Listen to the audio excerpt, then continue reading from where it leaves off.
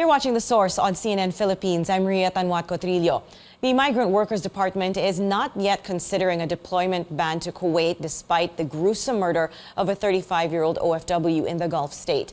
The DMW says it is working instead on securing additional safeguards to protect Filipino workers abroad. This despite a lawmaker's call to suspend deployment, saying that the country is unsafe for migrant workers. Let's go straight to the source of the story. Migrant Workers Undersecretary Bernard Olalia. Usec, good morning.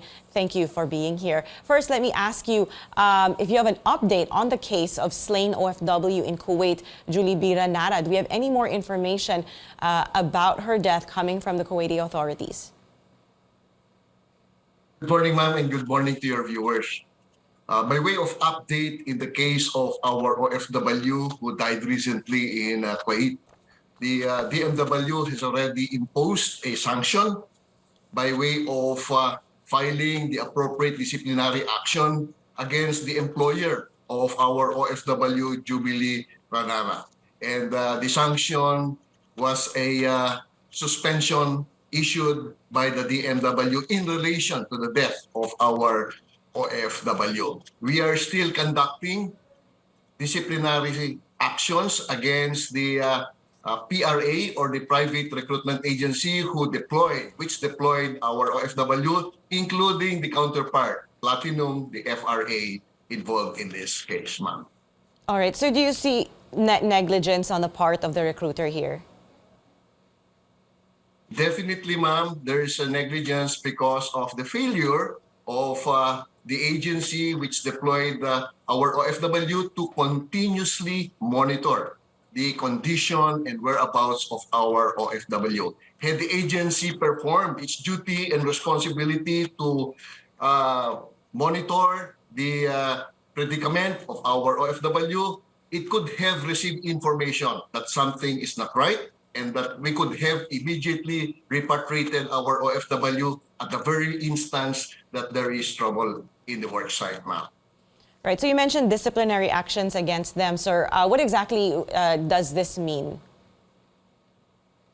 When we speak of disciplinary action, this is a consequence of failure to perform the responsibility as the deploying agency or the responsibility of the employer to provide all means of assistance to the OFW. As a result of the initial investigation conducted by the office, particularly the Office of the Licensing and Regulation and my adjudication office, we recommended imposition of a preventive suspension. Okay. So, suspended, meaning as of right now, they cannot operate. Tama ba po? Tama po kayo, ma'am. No? As of now, because of the status that it is preventively suspended, therefore, it is as if it is blacklisted and therefore they will not be able to hire any OFW. All right. Now, in this case, the suspect is a 17-year-old who is now under police custody. In that country, is this person considered a minor? And ano ho ang scenario if ever minor ang offender? Well, if it were in the Philippines, 17 years old is considered a minor. No, I'm not so sure in Kuwait if the majority age is also 18. No, but be that as it may, the case is now with the courts in Kuwait. The suspect is already arrested. There is already an ongoing investigation. We are monitoring the case and we are following it up so that justice will be given to our OFW. And as you are closely monitoring this, Usec, is the DMW planning to send the team to personally oversee the investigation? With the transition of the DMW and finally the DMW taking over the ATM functions of the DFA, we will surely send a team, and our team will closely coordinate with the counterparts in Kuwait so that we will ensure that justice will be served. Usec, tungkol naman sa pamilya ng OFW, are they going to go to Kuwait or will the remains be repatriated and brought to the Philippines? How is that going to go?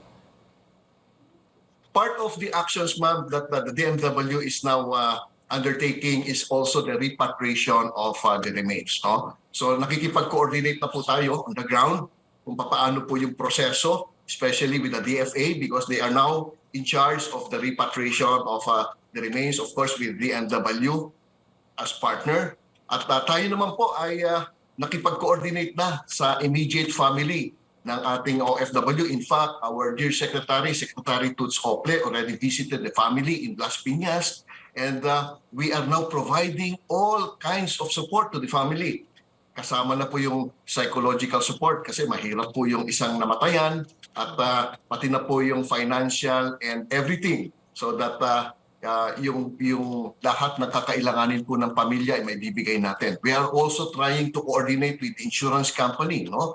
Alam po natin na lahat ng OFWs na pinapadala natin sa abroad through the agency hire ay mandatory covered by a insurance. Kaya yung insurance po ay atin na rin kinakausap so that the proper documentation, the proper claim will be ongoing po. Now, your department, sir, has said that it is not considering issuing a deployment ban to Kuwait. That being the case, what can be done to prevent something as awful as this happening again? As we know, this is not the first brutal killing of a Filipino worker in that Gulf state. If I recall it right, sometime in 2017 or 2018, when OFW, the Mafiles, died also, no?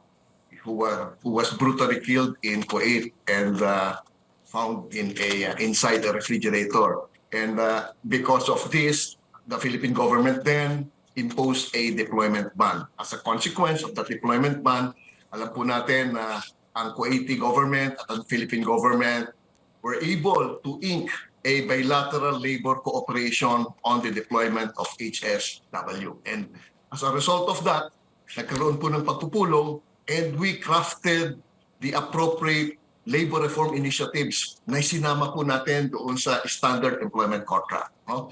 So ito po ang gagawin natin ngayon. There is already a legal framework. No? Titignan po natin yung provision noon at pag-aaralan po natin kung paano pa natin paiigtingin.